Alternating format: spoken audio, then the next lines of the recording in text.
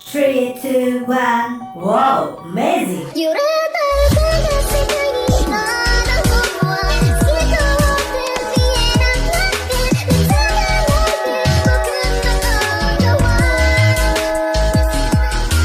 ぬるく描いた世界の中であなたを傷つけたくはないよ溺れたって僕の心最高のまま Hello my friend, Monami Watashi no Tomodachi. Balik lagi di cerita manhwa. Buat kalian yang mau support channel ini dengan donasi, kalian bisa pilih antara Super Thanks atau Saweria. Tapi bagusnya sih Saweria ya, karena potongannya cuma 5%. Kalau Super Thanks 30%. Untuk Saweria, kalian bisa klik di pojok kiri atas, atau kalian bisa cek di kolom deskripsi. Tapi untuk support, nggak harus dalam bentuk donasi. Dengan kalian menonton sampai habis dan memberikan like di video ini, itu udah sangat membantu mensupport channel ini. Kalian juga bisa join di grup Telegram dari komunitas cerita manhwa. Di situ kalian bisa sharing dan berbagi cerita dengan teman-teman baru. Dan nanti kalau gue ada masalah apa-apa tentang channel ini, pertama-tama gue pasti akan menginfokan terlebih dahulu di Telegram.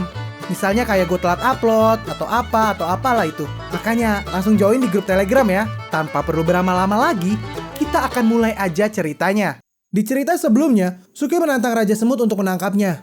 Raja Semut berkata, "Hehe, Tuan pasti bercanda kan? Pertengkaran antara suami istri itu normal. Dalam beberapa hari, mereka pasti juga rujuk lagi." Suki berkata, "Hah, kau itu nggak usah menghiburku. Aku sudah tidak punya perasaan lagi dengannya. Aku sangat tenang sekarang. Tapi cinta itu rumit. Tidak ada cara untuk menjelaskannya. Jika tidak mencintai, maka jangan berbohong.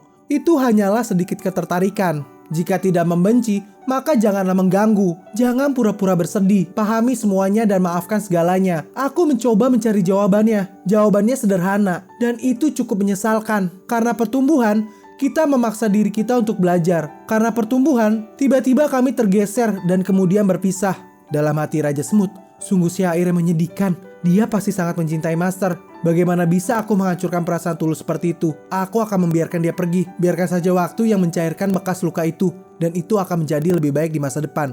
Dengan ini, Suki berhasil mendapatkan 50.000 force point. Saat dia menyelesaikan perkataannya, tiba-tiba Suan Yuan Warong berkata, "Sukiwe, itu syair yang bagus. Apa kau sudah selesai bermain-mainnya sekarang?" Kau pikir dengan menghancurkan altarnya, aku tidak bisa datang ke sini? Jangan lupa, aku penguasa dunia ini. Sukiwe langsung mati kutu. Semut vitalitas, dengarkan perintahku. Orang bernama Sukiwe ini adalah pembohong. Aku perintahkan agar kalian menahannya, tapi jangan menyakiti nyawanya. Setelah 500 tahun, aku secara pribadi akan mengurusnya. Raja Semut langsung menjawab, "Baik yang mulia." Dengan cepat, Sukiwe berusaha untuk kabur. "Sialan, Suan Yuan Warong, tunggu aja. Cepat atau lambat, aku akan membuatmu menangis di bawah kakiku." Raja Semut berkata, "Dasar pembohong, kau mau lari kemana?" Suki langsung bergegas ke arah kedua kakak beradik itu. Lana itu berkata, "Kakak ipar, bukankah kau tuan dari Semut Vitalitas?" Suki menjawab, "Tidak ada waktu untuk menjelaskannya. Cepat mendekatlah padaku." Segera Suki mengaktifkan jimatnya. Mereka bertiga pun menghilang dari tempat ini. Raja Semut tidak bisa berbuat apa-apa. Raja Semut menghadap pada Suan Yuan Wanrong. "Master, bawahan ini gagal melaksanakan perintah dan membiarkan pembohong itu melarikan diri. Tolong hukum hamba, Master." Suan Yuan Wanrong berkata, "Nggak masalah, anak itu sangat licik. Bahkan aku dipermainkan olehnya. Perintahkan semua semut vitalitas di seluruh dunia untuk menangkap Sukiwe." "Baik, Master." Kini mereka bertiga berada di pinggiran timur. Dua orang yang mengisi jimat persimpangan berkata, "Senior Su, kau sudah kembali?" Suki langsung bertanya, "Gimana proses jimatnya?" Pria itu berkata, "Kami sudah menuangkan tahu beberapa kali. Tapi jimat ini seperti laut dan tahu kami seperti tetesan air. Aku merasa tidak ada harapan untuk mengisinya." Suki berpikir, "Tentu aja. Dengan tauku aja, aku butuh setahun penuh untuk mengisinya. Dengan kualifikasi mereka, sangatlah sulit untuk mengisinya dalam waktu singkat." Lana itu bertanya, "Kakak ipar, sekarang apa yang harus kita lakukan?" Suki berkata, "Semut vitalitas akan melakukan yang terbaik untuk memburu kita. Tempat ini sudah tidak aman lagi. Tapi jika kita memasuki kota, Sekte Kedermawanan dan Great Alliance akan memburu kita karena pemimpin mereka telah aku buat sengsara." Pria itu bertanya, "Memangnya apa yang kalian sudah lakukan? Bagaimana bisa semuanya jadi musuh?" Lana itu berkata, "Ceritanya itu panjang." Lan Xin Yue berkata, "Kita butuh waktu untuk mengisi jimatnya. Dan sekarang kita sedang berpacu dengan waktu. Bagaimana cara kita untuk mengisi tahu dengan cepat tanpa ketahuan?" Suke berkata, "Itu sangat sederhana. Kita ambil inisiatif aja, bunuh semua orang yang mengejar kita. Dengan begitu, tidak akan ada yang tahu keberadaan kita. Esensi sejati dan tahu mereka yang tertangkap juga bisa digunakan untuk mengisi jimat. Dengan begitu, beban kita pasti akan berkurang. Lanetu menambahkan, tapi kita tidak boleh menetap di pinggiran timur. Jika tidak, mereka akan merasa aneh karena orang-orang hilang di pinggiran timur. Sehingga mereka akan mudah mengunci posisi kita. Sukue berkata, itu benar. Itu adalah trik yang digunakan oleh nenek moyangku. Ini disebut perang gerilya. Bulan berikutnya, Sukue dan para murid Akademi Lihao membentuk skuad gerilya. Mereka menerapkan secara mendalam teknik tarik ulur. Saat musuh maju, mereka mundur. Dan saat musuh mundur, mereka maju. Para musuh benar-benar dilecehkan. Dan itu membuat musuh kelelahan. Para semut vitalitas dan semua pasukan yang mengejar mereka menderita kesengsaraan. Ditambah lagi, setiap kali Sukue menangkap musuh dan memerasnya, tidak ada petunjuk tentang mereka. Ini mencegah berbagai pasukan menemukan daerah basis mereka. Setelah 3 bulan kerja keras, akhirnya jimat persimpangan ruang terisi penuh. Dibandingkan dengan Sukue sebelumnya yang membutuhkan waktu setahun, ini merupakan peningkatan besar. Dan sekarang adalah waktunya mereka untuk pergi. Persimpangan ruang langsung diaktifkan. Persimpangan ruang benar-benar menarik. Ini luar biasa. Aku nggak pernah melihat pemandangan seperti ini. Ini layak menjadi jimat persimpangan kuno. Dalam hati Sukue, tahu yang dimasukkan kali ini lebih tinggi daripada saat aku di lembah pemakaman abadi. Dengan begitu, kita bisa membuka jalan yang begitu lebar untuk dilalui beberapa orang. Tiba-tiba, Li Tianxuan menemukan mereka. Bocah Sukue, akhirnya aku mengejarmu. Aku akan membunuhmu atas masalah yang kau sebabkan di sarang semut vitalitas. Saat dia melihat lubang itu, apa itu? Saluran ruang. Sukue berkata dengan santainya. Yo, bukankah itu pemimpin Li? Bukankah Raja Semut sudah membunuhmu? Bagaimana menurutmu saluran ruangku yang bulat dan besar ini? Kau bisa meninggalkan dunia ini dengan mudah hanya menggunakan jimat pemecah ruang. Dalam hati Li Tianxuan, jimat pemecah ruang. Aku sudah mencari cara keluar dari sini selama bertahun-tahun. Tapi anak ini dengan mudahnya melakukan semuanya sendiri. Li Tianxuan langsung berteriak, "Aku nggak terima ini!" Raja Semut berkata, Li Tianxuan, jangan buang-buang waktu. Jangan lupa alasan kenapa aku tidak membunuhmu. Cepat tangkap dia, tapi jangan sampai membahayakan nyawanya. Dalam pikiran Li Tianxuan, selama aku membunuhnya, aku bisa mencuri jimat pemecah ruangnya, lalu menggunakan saluran ruang itu untuk pergi dari dunia ini. Jika aku bisa keluar dari dunia ini, aku tidak perlu menuruti Raja Semut Vitalitas itu lagi. Dia langsung berkata, serahkan aja padaku, aku pasti akan menangkapnya. Lanetu berkata, kakak ipar, mereka kesini untuk membunuh kita, ayo kita pergi. Pria yang satunya lagi berkata juga, benar, kita akhirnya sudah bisa mengisi penuh jimat persimpangan ruangnya. Akan memalukan jika kita malah tertangkap sekarang. Sukue berkata, tenang aja, jika kita mau pergi ya tinggal pergi aja. Tapi kalau begitu, bagaimana bisa aku berakting? Pria itu tampak bingung, maksud dari berakting. Sukue berkata, Raja Semut, kau berani menyuruh Li Tianxuan untuk menangkapku. Tapi sekarang, setelah aku mengaktifkan saluran ruang, dia pasti ingin membunuhku lalu kabur. Meskipun aku menipu perasaan Xuan Yuan Warong, aku tetaplah pasangannya, dan perintahnya adalah untuk menangkapku dan kemudian menahanku. Jika aku mati, kita lihat apa yang akan terjadi. Aku hanya berdiri sini dan tidak akan bergerak, dan biarkan dia membunuhku. Aku ingin lihat, apa kau akan menyelamatkanku atau enggak? Raja Semut langsung merespon. Sialan, Li Tianxuan, aku hanya menyuruhmu untuk menangkapnya. Aku tidak mengizinkanmu untuk menyakitinya. Sukue langsung meledek. Ayo sini bunuh aku. Tebas saja bagian ini. Silakan nih, aku udah kasih nih buat kalian. Serangan dari Li Tianxuan berhasil dihindari oleh Sukue. Sukue mulai meledek lagi. Apa? Ini nggak mungkin.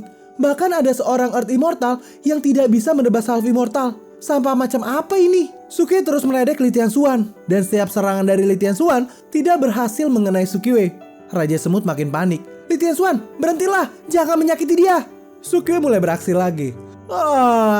Ternyata ini akan berakhir. Aku udah gak bisa menghindarinya lagi. Di saat itu, Raja Semut langsung memukul Li Tianxuan. Lanetu yang melihat ini, kakak ipar benar-benar luar biasa. Dia memprovokasi perselisihan antara kedua Earth Immortal dan membuat mereka saling membunuh. Dengan ini, Sukue berhasil mendapatkan 200.000 force point. Mereka berdua akhirnya bertarung.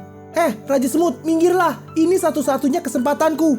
Raja Semut berkata, kenapa kau ingin membunuhnya? Jika kau menangkapnya hidup-hidup, bukankah semua akan senang saat aku memberikan jimat pemecah ruang kepadamu? Mereka akhirnya tersadar dan menghentikan pertarungannya. Itu memang masuk akal. Kenapa aku gak kepikiran? Sial, bocah ini benar-benar mempermainkanku. Tapi saat mereka sadar, Sukue sudah mulai masuk dalam saluran ruang itu. Dan mereka semua menghilang di kehampaan. Lee Tiansun mencoba mengikutinya, tapi hanya setengah tubuhnya yang bisa masuk. Dia pun akhirnya mati dengan kehilangan setengah tubuhnya. Kini mereka bertiga sedang berada di kehampaan. Ini gue bingung nih, kenapa dia cuma bertiga ya? Harusnya kan berlima, 2 lagi ditinggalin dong. Lan Xinhui berkata, jadi ini jimat pemecah ruang. Ini benar-benar bisa digunakan untuk meninggalkan dunia itu. Lana itu berkata, kakak ipar, ada sesuatu yang mengejar kita di belakang. Itu kepala Lee Tiansun. Orang gila itu memaksa menerobos saluran ruang. Dan dia dipotong menjadi mayat tanpa perlindungan jimat pemecah ruang. Kepala dari Lee Tiansun terpental-pental. Ini membuat jalurnya menjadi rusak. Suke berkata, sial, kepala orang mati itu menembus penutup perlindungan. Dan jimatnya tidak bisa menahannya. Kakak beradik itu keluar dari perlindungan dari jimat pemecah ruang. Dan Suke yang berusaha menolongnya juga ikut keluar. Dan akhirnya mereka terpisah. Setelah Suke terbangun, dia terbangun di dunia yang tidak diketahui. Lagi-lagi, Suke bangun dengan telanjang, seperti waktu dia kembali ke bumi. Suke berkata, di mana ini? Lalu terdengar suara di sekitar Suke. Aduh, sayang sekali. Aku tidak menyangka kita tidak mendapatkan apa-apa setelah keluar selama bertahun-tahun. Nona kedua, bersemangatlah. Kita masih punya waktu beberapa hari lagi, jadi jangan menyerah. Suke berkata, siapa itu yang bicara? Kedua wanita itu melanjutkan pembicaraannya. Kita belum menemukan master penempa peralatan selama bertahun-tahun. Sekarang, kita hanya punya beberapa hari lagi. Tidak ada yang akan berubah bahkan jika kita tidak menyerah. Wanita satunya lagi menjawab, itu salah tuan muda. Dia mengatakan para ahli bersembunyi di antara orang-orang biasa. Ini benar-benar gak masuk akal. Bagaimana mungkin kita bisa menemukan master penempa peralatan dengan mudah? Wanita itu menjawab, lupakan aja. Kita tidak bisa menyalahkan dia. Ini adalah satu-satunya metode yang kita miliki. Mungkin ini adalah kehendak surga. Lalu wanita bawaan itu berkata lagi, Nona kedua, gunung aneh ada di depan kita. Aku pernah mendengar gunung ini cukup ajaib karena diberkati oleh dewa gunung. Mungkin kita bisa meningkatkan kesempatan kita dengan berdoa pada gunung ini. Nona ini berkata, ya udah, kita akan mencobanya. Mungkin aja ada dewa gunung yang turun di benua bumi kita. Dengan begitu, kita mungkin bisa menemukan master penempa. Suke mendengar ini langsung muncul. Benua bumi? Apa kau baru aja bilang benua bumi? Berarti ini adalah benua di bawah benua langit dan di atas benua Xuanhuang. Wanita pelayan ini berkata, Nona kedua, itu dewa gunung. Nonanya menjawab, dewa gunung apaan? Itu cuma orang mesum. Suki akhirnya sadar, oh iya pakaianku. Maaf, aku gak sengaja melakukannya. Pelayan itu berkata, dasar orang mesum. Berani-beraninya kau bersikap tidak sopan di depan nona kedua. Suki merespon, kau ingin melawanku? Hari ini aku akan menunjukkan padamu keagungan dari seorang pria. Pelayan itu langsung menyerang. Hei dasar orang mesum, terimalah pukulanku. Suki menjawab, gadis kecil, mari kita lihat apa kau punya kemampuan. Pukulan dari pelayan ini berhasil tepat mengenai wajah Sukiwe. Sukiwe pun langsung tergeletak. Pelayan itu berkata, nona kedua, dia mati. Kenapa kau melakukannya dengan keras? Aku gak mengira kalau dia itu ternyata lemah. Yaudah, lupakan aja. Bawa dia ke kapal terbang dan obati. Sukiwe akhirnya terbangun di atas kasur. Aduh, sakit banget. Apa yang terjadi tadi? Sepertinya aku KO oleh gadis kecil itu. Ini sangat aneh. Aku telah berlarian dengan liar di dunia kultivator selama bertahun-tahun. Sejak kapan aku bisa begitu lemah?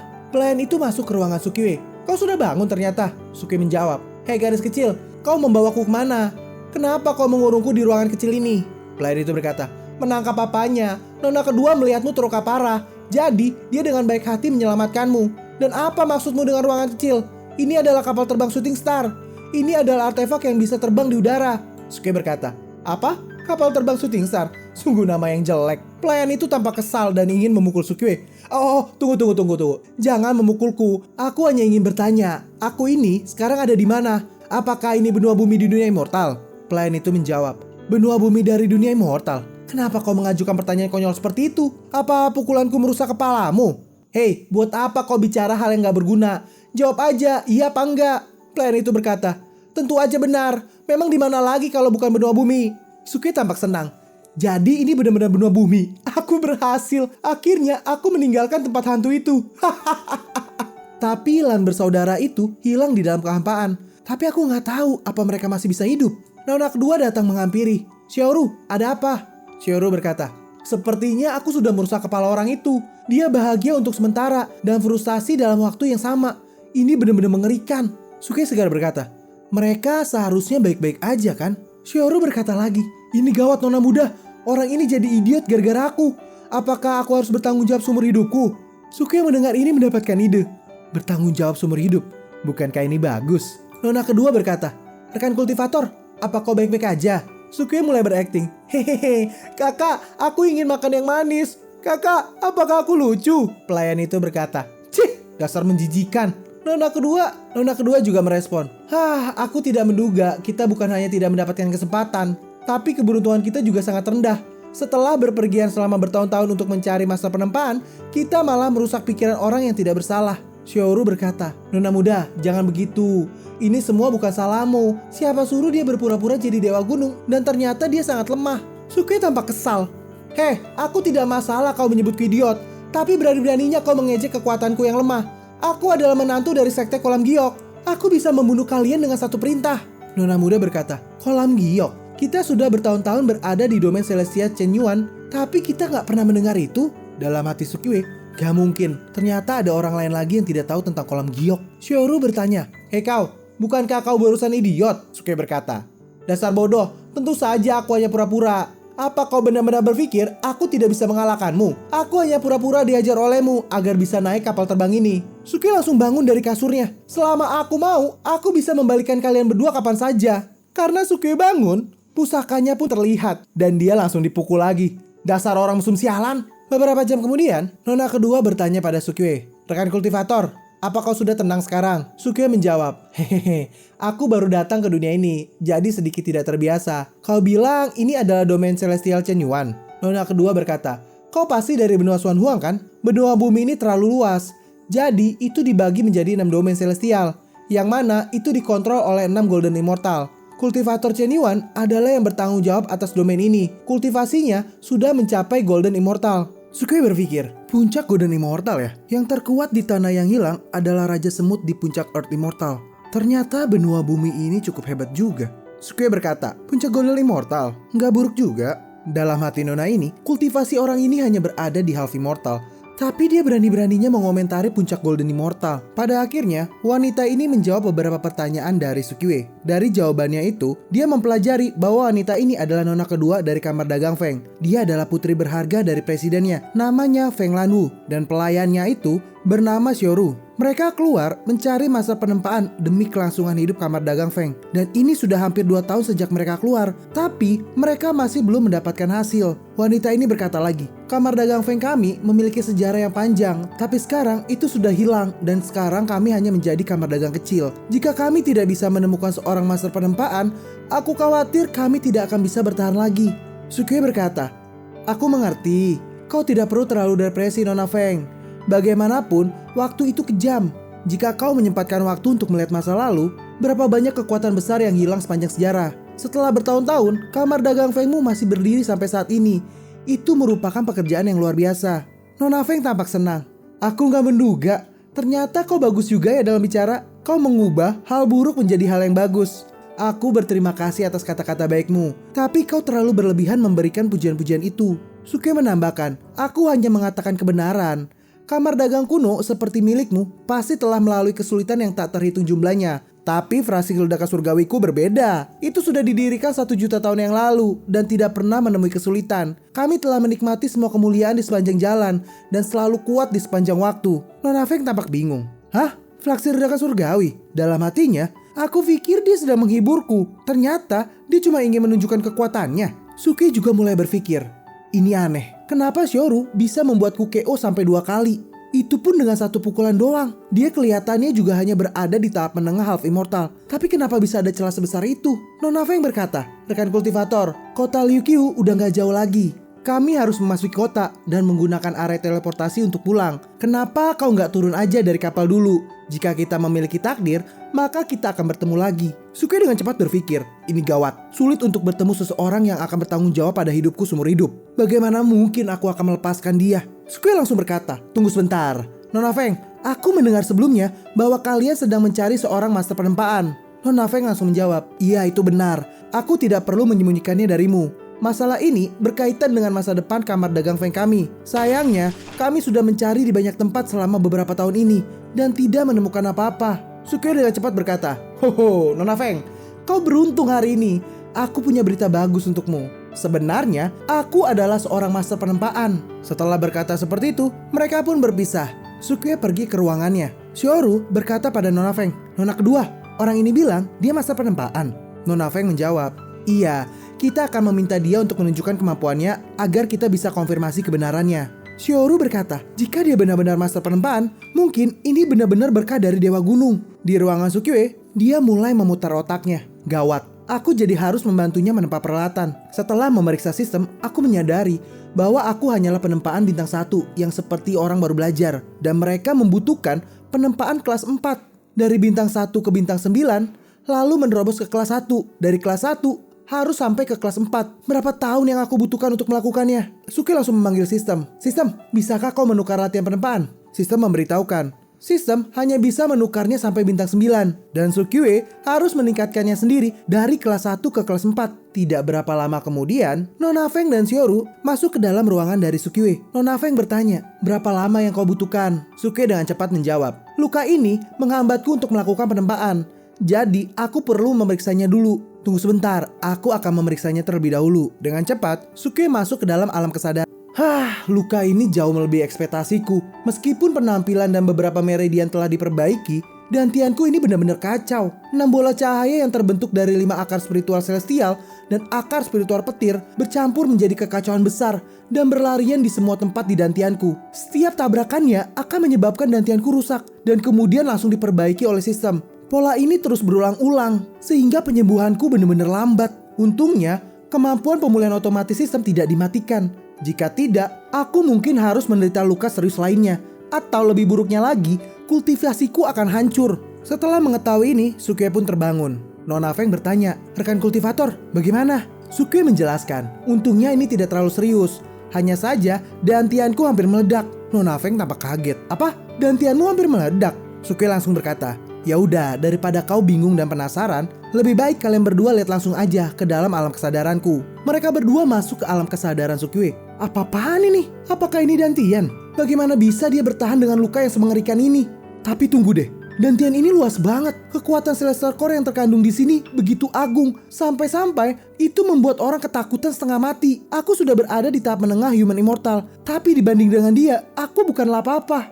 Nona Feng berkata, kekuatan Celestial Core ini bukan hanya agung, tapi 5 elemen juga berkumpul di sana. Sebenarnya kau memiliki tubuh akar spiritual 5 elemen? Suki menjawab, Nona, aku menyuruhmu melihat lukaku, bukan memuji akar spiritualku. Aku jadi malu ini karena pujianmu. Nona Feng merespon, maaf rekan kultivator. Oh iya, bagaimana kau bisa terluka seperti ini? Bukan. Harusnya pertanyaannya, bagaimana kau bisa bertahan dari itu? Suki menjelaskan, luka ini aku derita karena tidak sengaja terkena serangan tahap puncak Golden Immortal saat bertarung dengannya. Justru karena cedera inilah aku tidak bisa menahan pukulan Shioru. Mereka berdua tampak kaget. Apa? Bertarung melawan tahap puncak Golden Immortal? Gak heran kekuatannya sampai menurun drastis seperti ini. Dari kekaguman mereka, Suki mendapatkan 100.000 force point. Nona Feng berkata lagi, rekan kultivator, cedera ini sangat sulit untuk diobati. Jadi apa kau masih bisa menempa peralatan? Suki berkata dengan yakin, beri aku waktu, aku bisa mengatasinya ini sendiri. Ya udah, kau bisa menggunakan ruangan ini. Kami tidak akan mengganggumu sampai kau sembuh dari lukamu. Terima kasih atas pengertiannya, Nona Feng. Di luar, Shioru bertanya, Nona kedua, apa kau benar-benar percaya pada dia? Nona Feng menjawab, cederanya tidak mungkin palsu. Shioru menambahkan, kita tidak punya banyak waktu yang tersisa. Paling banyak kita cuma punya 3 bulan. Nona Feng berkata, kalau begitu kita berikan aja dia 3 bulan. Jika kita kembali dengan tangan kosong, jangankan 3 bulan, bahkan jika kita punya 3 tahun, itu nggak ada gunanya. Lebih baik kita bertaruh padanya. Lalu kita kembali lagi pada Sukiwe. Sukiwe mengecek sistem. Hahaha, aku menghasilkan 200.000 poin dalam satu gelombang. Cukup bagus. Lebih baik sekarang aku melakukan gacha dan kita lihat obat apa yang bisa aku dapatkan. Saat Sukiwe melakukan gacha, dia berhasil mendapatkan benih Green Lotus. Benih ini dari Chaotic Green Lotus. Ketika dikuburkan ke dalam dantian, dapat menyerap kekuatan Celestial Core dan bertumbuh di dalamnya. Suki tampak gembira. Ini adalah eksistensi yang sangat luar biasa dalam mitos dan legenda.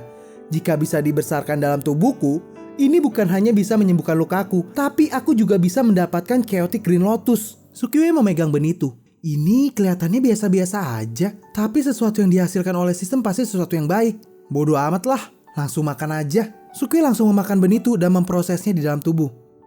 Kekuatan ini sangat damai. Rasanya seperti aku kembali ke rahim ibuku. Seperti terbungkus dengan kehangatan yang lembut. Ini juga sangat meredakan lukaku. Rasanya seperti aku kembali menjadi bayi dan perlahan tumbuh. Waktu pun berlalu, 49 hari telah terlewati. Benih itu pun mulai retak. Semua kekuatan Celestial Core sudah terserap dan lukaku sudah pulih. Meskipun sekarang aku seperti orang gak berguna, tapi aku bisa membeli beberapa pil dari sistem untuk mengisi kekuatan dari Celestial Core. Benih Green Lotus belum menunjukkan tanda-tanda berkecambah. Aku harus mempertahankannya terlebih dahulu. Nona Feng dan Xiaoru sepertinya sedang istirahat, jadi aku tidak ingin mengganggu mereka terlebih dahulu. Segera Sukyu membeli beberapa obat dari sistem, dan dia langsung meminum obat-obat itu. Setelah menelan 3 botol obat Celestial Core, setidaknya aku bisa memulihkan kekuatan Celestial Core-ku secara normal. Tapi kenapa semuanya ini terasa seperti tenggelam ke dalam lautan? Lebih baik aku coba cek terlebih dahulu.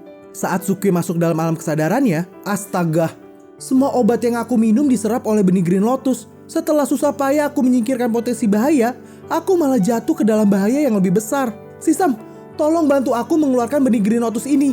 Aku nggak bisa terima ini. Sistem mengatakan, setelah diperiksa, benih Green Lotus telah terintegrasi dengan Sukiwe dan tidak bisa dipisahkan. Apa? Terus aku harus menyimpannya sampai berakar, lalu menunggunya sampai berubah menjadi Chaotic Green Lotus?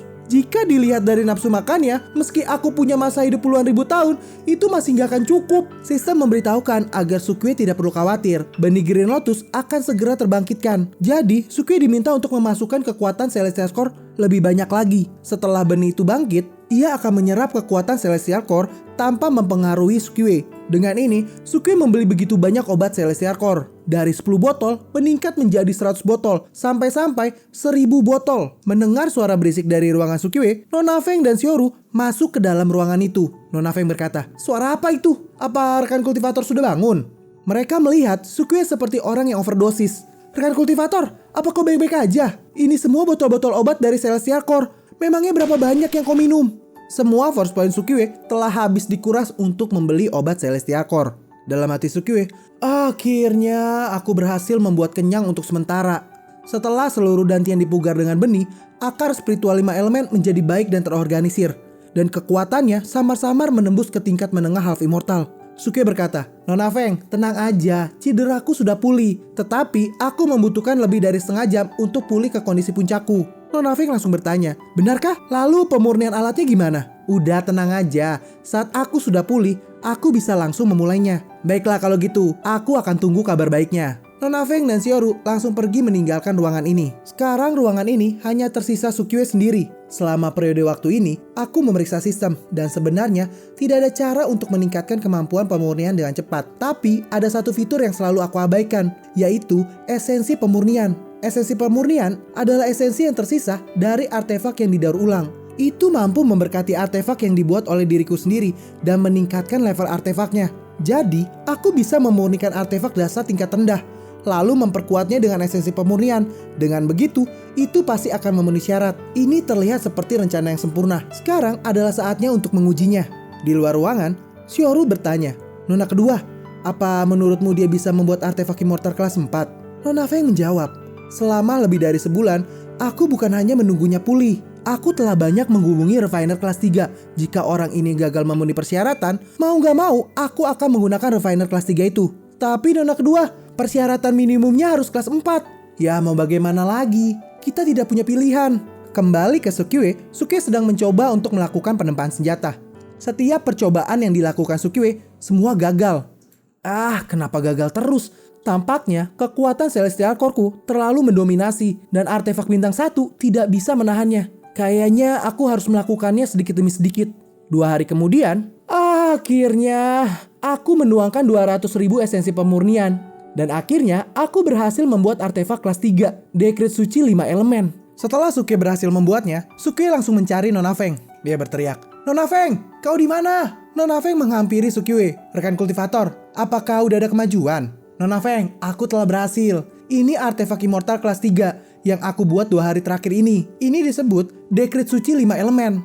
Gimana menurutmu?" Kelas 3 ya? Rekan kultivator, ada sesuatu yang ingin aku katakan padamu." Sukiwe langsung memotong. "Aku tahu, kau membutuhkan sebuah artefak immortal kelas 4 kan? Aku baru memulihkan kekuatanku. Jadi aku hanya bisa membuat kelas 3 untuk sementara ini." Dalam hati Nona Feng, setelah kekuatannya pulih, dia membutuhkan 2 hari untuk membuat artefak kelas 3. Selama periode tersebut, aku mendengar beberapa ledakan kegagalan di ruang pencampuran. Nona Feng berkata, "Aku benar-benar minta maaf rekan kultivator. Kami sudah menemukan Master Refiner yang sebenarnya. Dia bersedia membantu kami." Suki berkata, "Yang sebenarnya?" Dengan ini, video ini pun berakhir. Kita akan lanjut lagi di video berikutnya. Gue yakin kalian pasti penasaran kan dengan kelanjutannya? Makanya jangan lupa subscribe dan nyalakan lonceng notifikasinya agar kalian tidak ketinggalan video-video gue berikutnya. Jangan lupa juga untuk like, komen, dan share ke sosial media kalian agar makin banyak orang yang kenal dengan channel ini. Sehingga kami makin semangat untuk buat video-video berikutnya. Sekian dulu video dari Cerita Manhwa. Kita akan lanjut lagi di video berikutnya. Sampai jumpa semuanya and sayonara!